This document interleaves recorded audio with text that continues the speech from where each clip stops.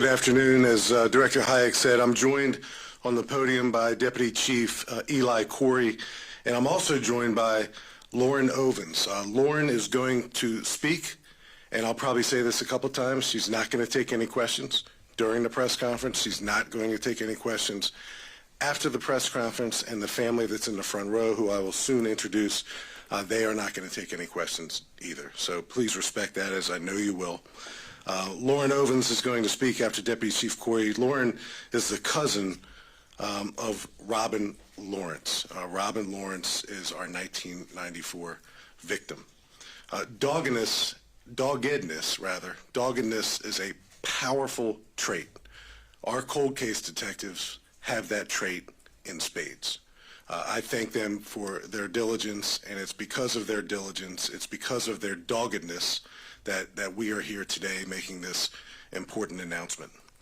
51-year-old Stephen Smirk of Niskayuna, New York, is under arrest and charged with the November 20th, 1994 murder of then 37-year-old Robin Lawrence.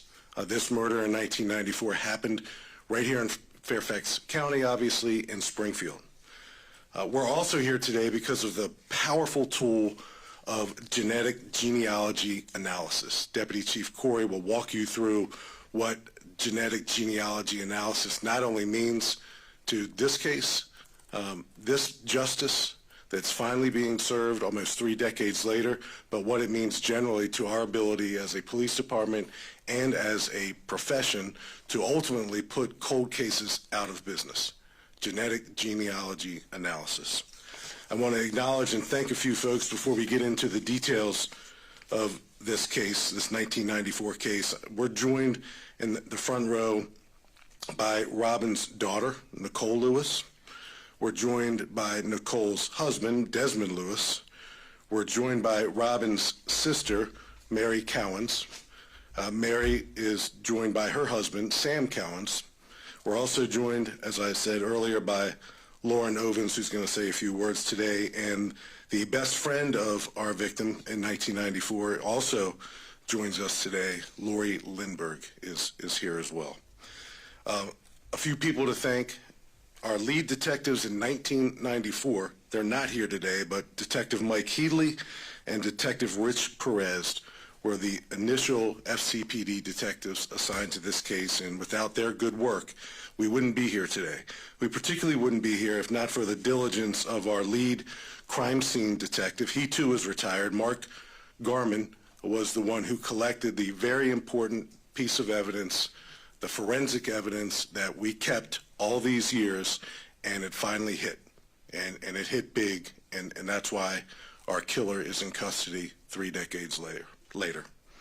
Niskayuna Police Department, they were instrumental all the way from their chief to their police officers. It's a small town in upstate New York. Chief Jordan Koken, Deputy Chief Joe Twitty, also a couple of their police officers, a detective by the name of Paul Daly, an officer by the name of Cody Hansen, another officer by the name of Derek Breslin, were instrumental, and the cooperation that they gave to our 2 lead FCPD detectives, Detective Melissa Wallace and Detective J.D. Long, was instrumental. And you're going to hear about how that trip to Niskayuna, New York took a remarkable turn, and it led to what was not anticipated.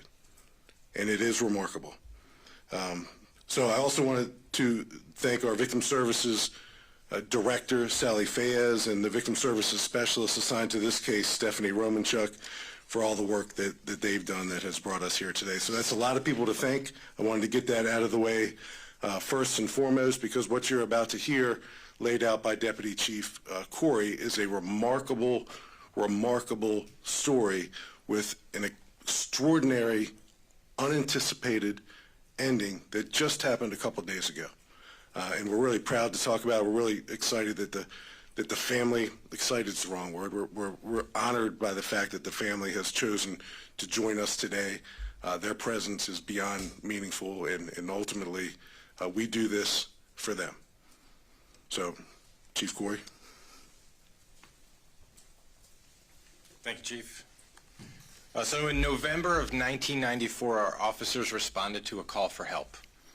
This was in the 8600 block of Reseca Lane, which is West Springfield District in Fairfax County, Virginia. But leading up to that day, our victim's husband, victim Robin Lawrence, the husband was unable to get a hold of her. He was out of the country on a work trip. So he asked a family friend to go by the house and see what was going on, and that family friend discovered this heinous and tragic scene.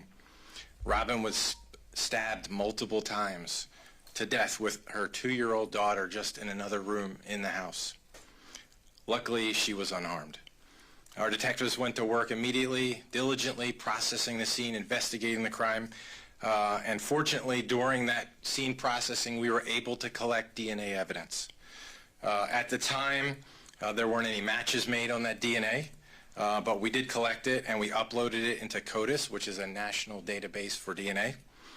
And years later, that DNA technology would improve and get better. And in 2019, not giving up, our cold case detectives resubmitted that DNA to a company called Parabon. They're a DNA technology company right here in Reston, Virginia. They developed a profile using that DNA and began searching genealogical databases. They used that information to develop a family tree, which they provided to our detectives, and a volunteer who works with our cold case detectives. For 3 years, our detectives worked with that family tree to try to put things together. Ultimately, that led them to Stephen Smirk, who is currently living in New York. Our detectives compared a composite sketch that was provided by Parabon, and you can see it up here on the screen, to a 1990 or a yearbook picture of when he was 16, and also a DMV picture of him in the 1990s. And they did that before they went up to Niskayuna, New York, where Smirk was currently living. When they arrived at Smirk's house, he just happened to be taking his trash out. They used that opportunity to walk up to him and engage him in a conversation. The results of those efforts, they got additional DNA swabs and a full confession from our suspect. They learned that in 1994, Smirk worked for the Army out of Fort Myer. He's now a software engineer, and this was really a randomly selected act. There was no connection between the two of them. So now we have warrants for second-degree murder for Smirk, and he's in custody in New York, and we're waiting extradition for him to be brought back to New York, to Virginia. I want to thank the family for being here, your friends for giving you the support that you needed through this journey. I want to thank the detectives who worked diligently, never gave up on this case, and the volunteer who helped you with that investigation. I want to thank Victim Services for helping out the family and the victims of this crime and other crimes. I can't describe your work as anything but saintly. And so after almost 30 years of work, Smirk is behind bars and is going to be held accountable for his actions. So no matter how far we have to go, how much work we have to do, or how long it takes, the Fairfax County Police Department is going to bring those responsible for crime to justice.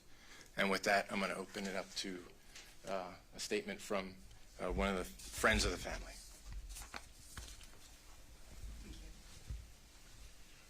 Hello, everyone. We, as the family, who's sitting here to my left, would like to thank the Fairfax and Niskayuna Police Departments for their work on this case. We look forward to learning more about the process and next steps. So thank you.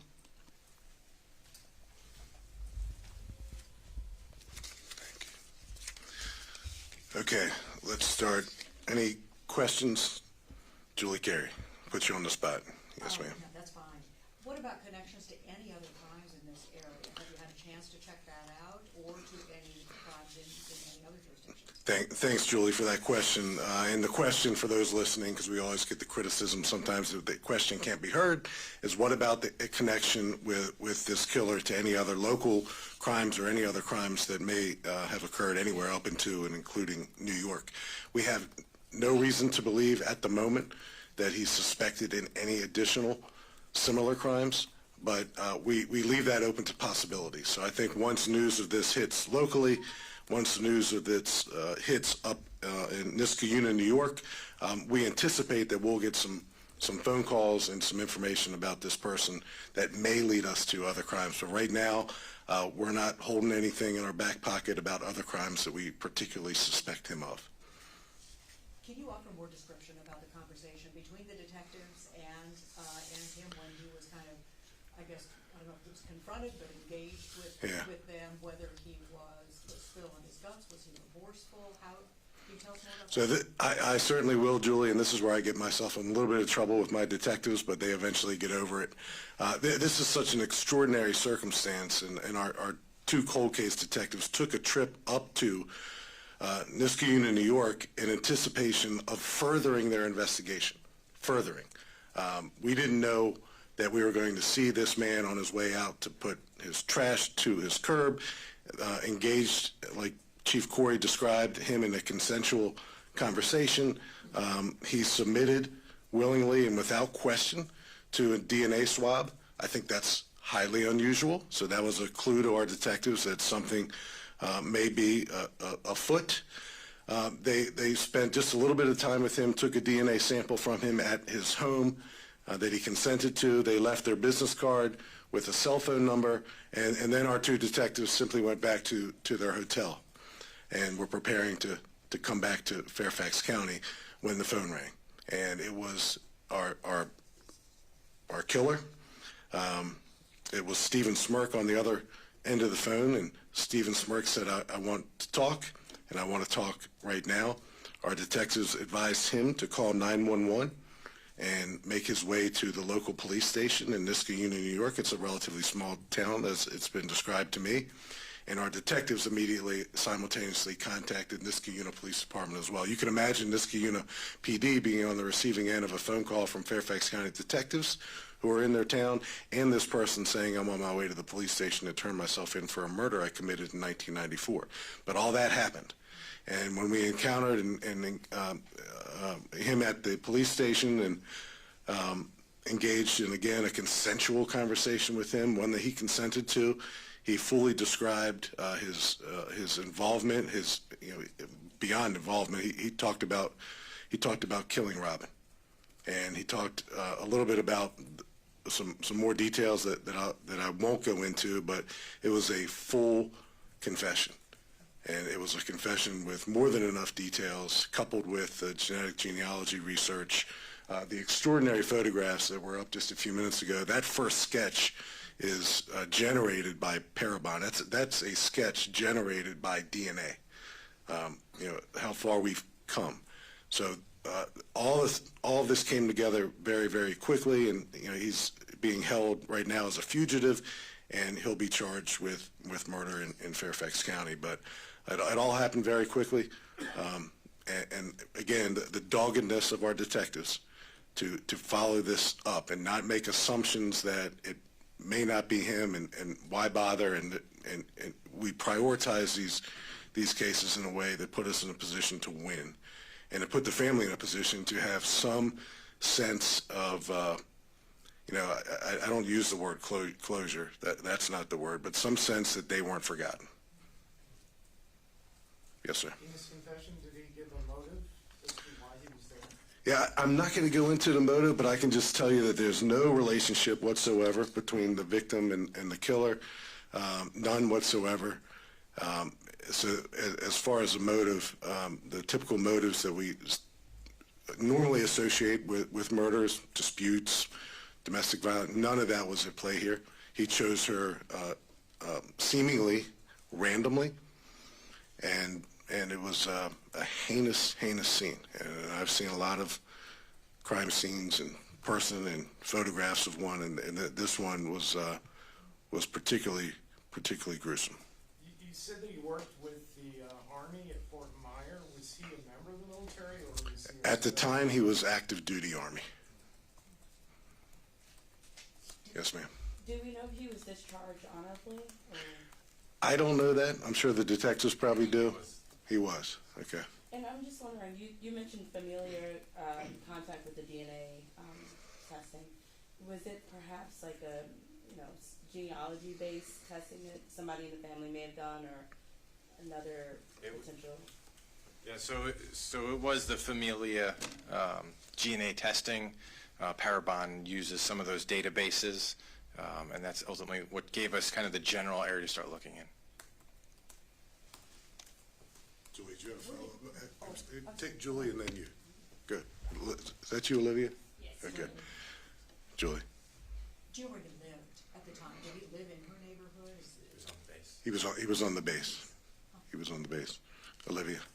Did the DNA match taken outside his driveway, did that confirm the DNA match?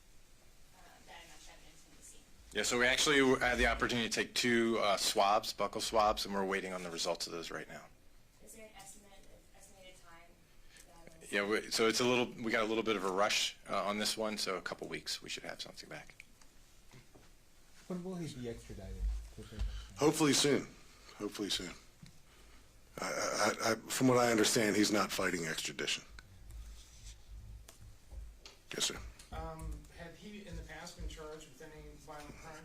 So I normally don't talk about criminal histories, but I'll tell you this time, he has 0 criminal history whatsoever in his 51 years on Earth.